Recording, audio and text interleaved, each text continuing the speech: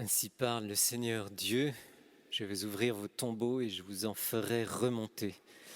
Alors nous poursuivons notre série d'homélies sur l'espérance. Quand le deuil nous enveloppe de son drap, espérons contre toute espérance. Ça va être le thème de cette homélie aujourd'hui. Marthe et Marie disent à Jésus, « Celui que tu aimes est malade. » Marthe et Marie, qui se savaient aimés de Jésus, ont dû être maintes fois témoins de l'amitié très profonde entre Jésus et leur frère. Jésus l'aimait, car il voyait en lui un homme de foi. Il devinait l'espérance qui habitait son cœur et sa charité qui le faisait aimer Dieu et le prochain. Jésus aime El-Hazar, tout comme ses sœurs, car son cœur trouvait en eux une maison accueillante à son être d'homme et à son amour divin.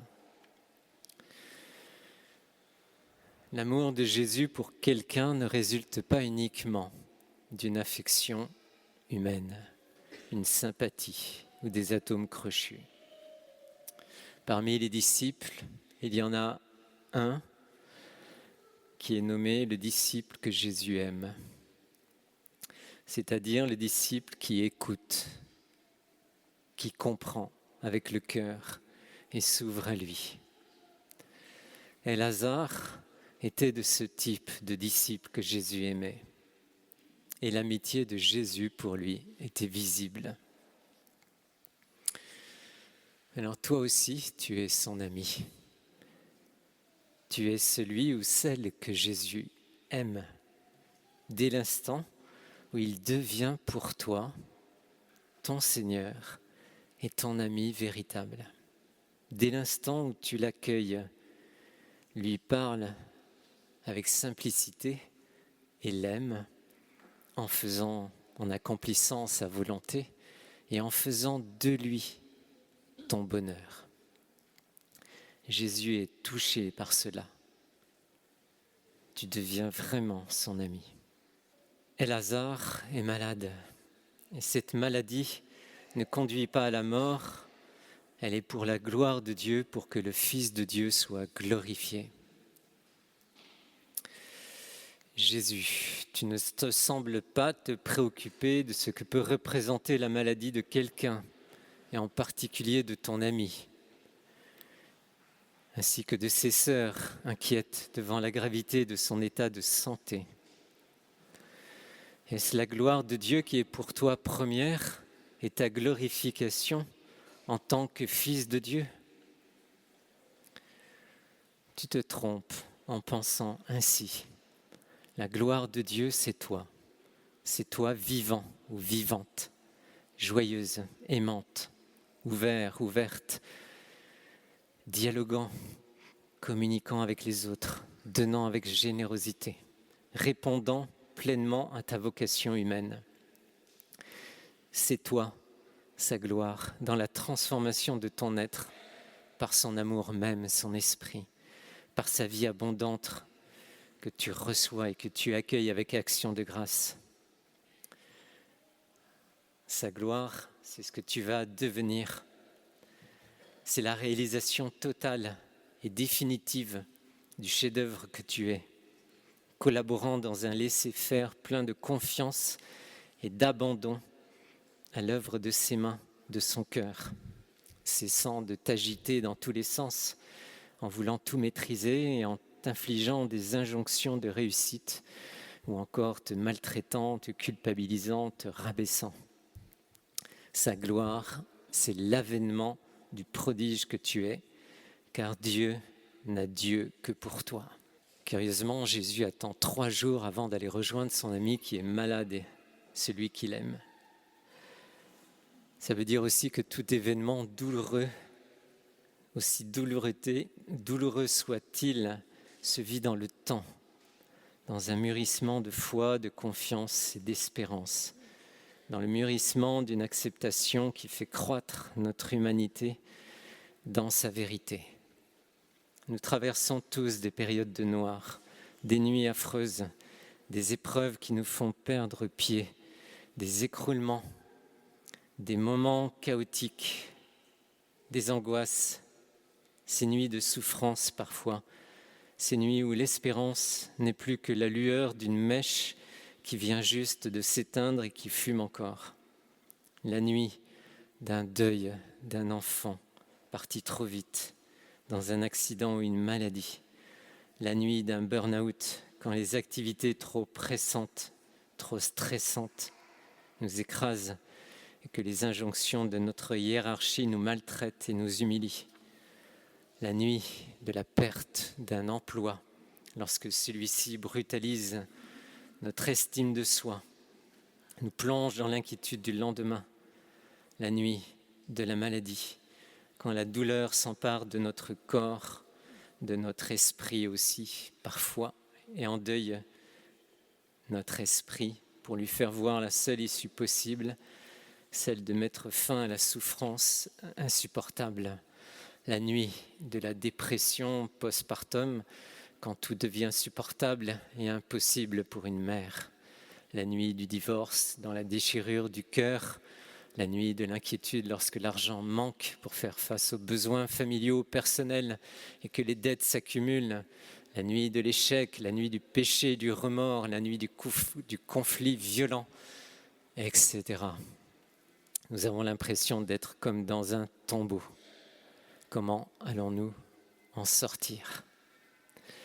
Le cri de Marthe et Marie trouve un écho en nous à ce moment-là. Seigneur, si tu avais été ici, mon frère ne serait pas mort. Seigneur, si tu avais été ici, je n'aurais pas vécu ce que j'ai vécu, je ne vivrais pas ce que je vis en ce moment. Et vous connaissez certainement la citation d'Edmond Rostand, c'est dans la nuit qu'il fait beau de croire à la lumière. Alors écoute ce que Jésus te dit. Je te dis, si tu crois, tu verras la gloire de Dieu. Tu verras cette gloire qui est l'œuvre du Père dans ta vie. Tu portes toi aussi ce nom de El-Hazar en hébreu, Lazare en français, El-Hazar. Dieu l'a écrit sur ton cœur à ton baptême, ou va l'écrire dans votre cœur, chers catéchumènes, au moment de votre baptême, car ce nom signifie Dieu a secouru. C'est proche du nom de Jésus, Yeshua, qui veut dire Dieu sauve. Je viens te secourir, toi, El-Hazar. Alors mets ton espérance en moi. Le psalmiste, celui qui dit le psaume, dit « Je l'espère et j'attends sa parole ». Mon âme attend le Seigneur plus qu'un veilleur ne guette l'aurore. Alors attends cette aurore qui va se lever dans l'espérance du jour nouveau. Lorsque la pierre qui t'enferme dans le tombeau de ton épreuve, de ton deuil, de tout ce que tu viens de perdre, va se rouler à la voix de ton Dieu, à sa parole puissante. Je l'espère et j'attends sa parole.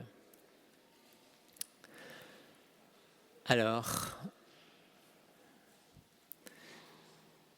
Jésus cria, « El-Hazar, sors !» El-Hazar est cet homme que Jésus aimait et qui a gardé en lui l'espérance. Lorsqu'il entendit la parole de Jésus qui l'invitait à sortir, mais comment pouvait-il marcher puisque des linges entouraient son corps et son visage et des bandelettes liaient ses jambes entre elles et ses mains, ses bras. Il fallait donc que les bandelettes qui entouraient ses pieds se détachent d'elles-mêmes pour qu'il puisse se lever et marcher. Et c'est à la vue de ce signe qu'Elazar se leva plein d'espérance. Il sentit le secours de Dieu. Il marcha en dehors du tombeau, enveloppé du suaire, ses bras encore liés par les bandelettes. Aussi Jésus dit, déliez-le, laissez-le aller. Elazar a espéré contre toute espérance. Toi aussi, entends sa parole, car elle va te délier tes pieds pour sortir, pour avancer, sortir de ton deuil, ton épreuve, ton tombeau, pour poursuivre ton chemin dans la confiance, malgré ce qui reste à parcourir. Va vers les autres comme Elazar pour apprendre d'eux à te laisser délier, à te laisser aimer, à te laisser aider. Va, espère et vis. Elazar alla, il espéra et il vécut de nouveau. Chers catéchumènes, vos témoignages mardi dernier pour certains d'entre vous m'ont beaucoup touché. Vous aussi, dans votre itinéraire, dans votre chemin, vous avez espéré, persévéré dans des périodes de votre vie qui ont été difficiles, éprouvantes, questionnantes. Le baptême que vous allez recevoir va vous plonger dans la vie du ressuscité, qui imprimera en vous la certitude que quoi qu'il arrive, Jésus est là avec vous, vivant de sa force de vie qui a triomphé de la mort. Mais il est déjà avec vous.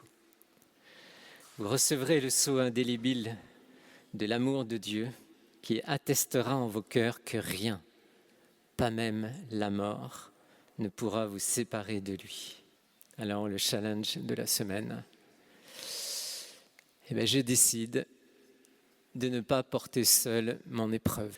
Et je demande, par exemple, la prière fraternelle pour déposer mon épreuve au Seigneur, car nous ne pouvons pas avancer tout seuls. C'est pourquoi nous sommes en Église, c'est pourquoi nous marchons les uns avec les autres. Voilà un bon challenge et merci de prier pour moi.